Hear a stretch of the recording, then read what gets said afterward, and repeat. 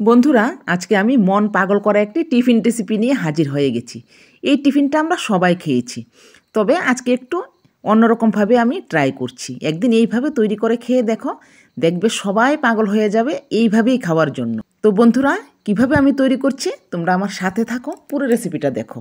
দেখার শুরুতেই বলছি একটি লাইক দিয়ে রেসিপিটা শেষ পর্যন্ত দেখতে থাকো।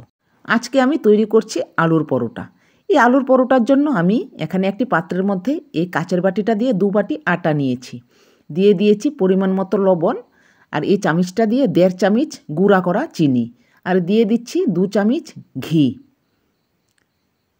এখন আমি হাত দিয়ে এইভাবে আস্তে আস্তে করে মেখে নেব, যাতে ঘি, চিনি, লবণ সব কিছু আটার সঙ্গে ভালো করে মিশে যায়। এইভাবে মেখে নিতে হবে। আমরা লুচির জন্য যেভাবে ময়ানটা দেই ওই ময়ানটাই দিতে হবে। খুব ভালো করে মেখে নিতে হবে। মেখে যখন দেখবে এইভাবে মুঠো হয়ে যাচ্ছে, আবার একটু চাপ দিলেই বালির মতো ভেঙে যাচ্ছে, তখনই বুঝবে ময়ান দেওয়া হয়ে গেছে। তখন এভাবে অল্প অল্প করে জল দিয়ে মেখে নিতে হবে। তো আমি একবারে জল দিয়েই আটাটা মেখে নিয়েছি। তোমরা একবারে জল দিয়ে মাখবে না, অল্প অল্প করে জল দিয়েই আস্তে আস্তে মেখে নেবে। কেননা যদি জলটা বেশি হয়ে যায় আটা মাখাটা নরম হয়ে যাবে। আর আটাটা এইভাবেই মাখতে হবে যাতে বেশি নরম না হয় আবার শক্তও না হয়। দেখো আমি এরকমভাবে মেখে নিয়েছি। মেখে 5 মিনিটের জন্য একটা থালা দিয়ে ঢাকনা দিয়ে রাখলাম। আর আমি যখন আলুর পরোটা তৈরি করছি তার জন্য তো আলু অবশ্যই লাগবে। এইদিকে দেখো আমি কয়েকটি আলুকে ভালো করে সিদ্ধ করে নিয়েছি, মানে কুকারে কয়েকটি সিটি দিয়ে সিদ্ধ করে নামিয়ে নিয়েছি। এখন ঠান্ডা হওয়ার পর এই আলু ম্যাশারটা দিয়ে ভালো করে আমি ম্যাশ করে নিয়েছি। এখন এই ম্যাশ করা আলুর উপর যা যা উপকরণ লাগছে আমি দিয়ে দিচ্ছি। এখানে আমি পরিমাণ মতো লবণ দিয়ে দিলাম। লবণটা একটু সাবধানেই দেবে, কেননা আটার মধ্যেও কিন্তু আমরা লবণ দিয়েছি।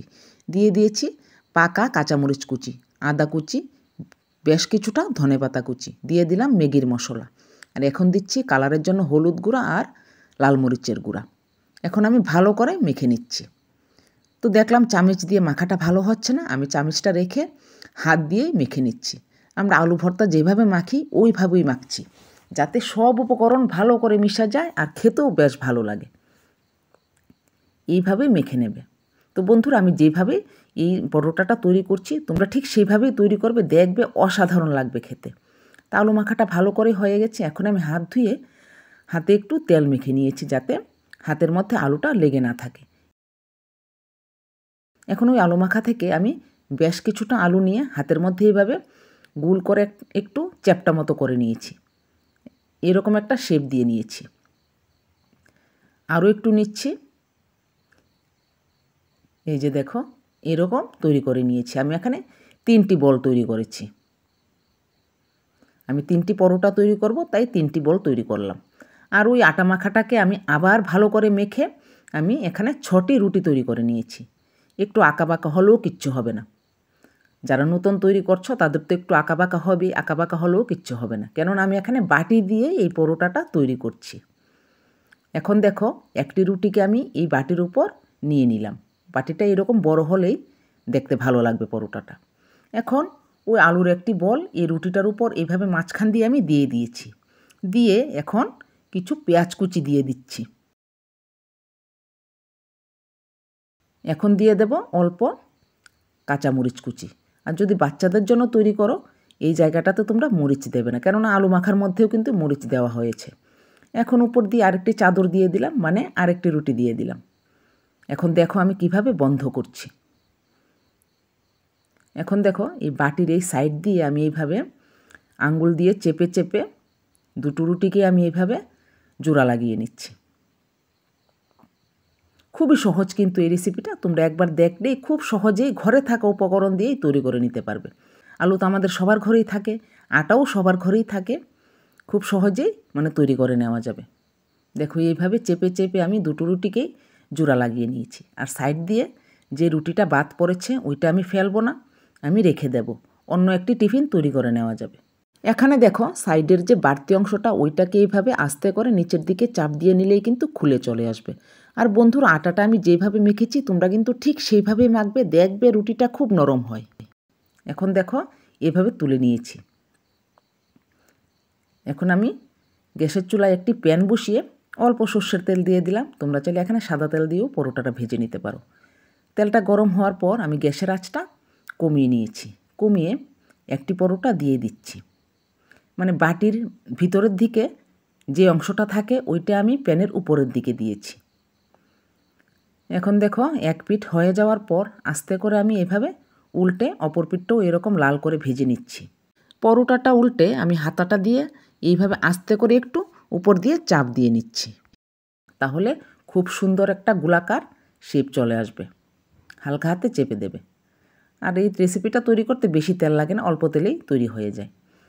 আর হালকা আঁচে এইভাবে লাল লাল করে ভেজে তুলে নেবে। তো বন্ধুরা, আমার চ্যানেলের রেসিপিগুলি তোমাদের কেমন লাগে অবশ্যই আমাকে কমেন্টে জানাবে। যদি ভালো লেগে থাকে তাহলে আমার চ্যানেলটাকে সাবস্ক্রাইব করে আমার পাশে থাকবে।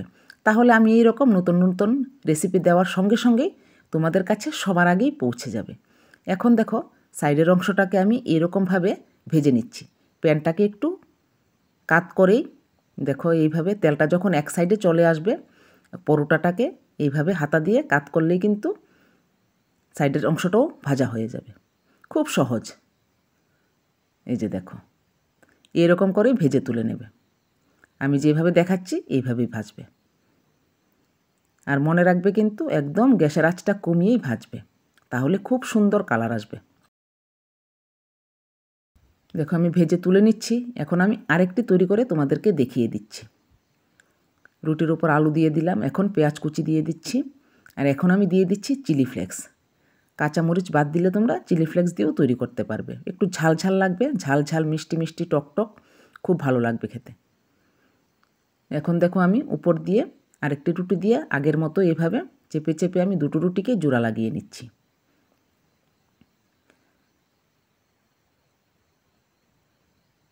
আমি বলছি কি, ঘরে তো সবারই আটা আলু থাকে, আমি বলছি এক্ষুনি বানিয়ে নাও আর সবাইকে টমেটো সস দিয়ে পরিবেশন করো, দেখবে অবাক হয়ে থাকবে। দেখো বাটিটাকে এভাবে কাত করেও কিন্তু আস্তে করে প্যানের গায়ে দিয়ে দেওয়া যায়।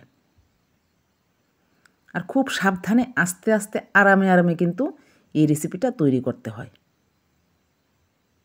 দেখো এক পিঠ হয়ে যাওয়ার পর আমি আস্তে করে উল্টে দিচ্ছি, যাতে ওই পিঠটাও ভালো মতো ভাজা হয়ে যায়। উল্টে এখন হালকাভাবে এইভাবে চাপ দিয়ে দিলাম, যাতে একটা গোলাকার শেপ চলে আসে।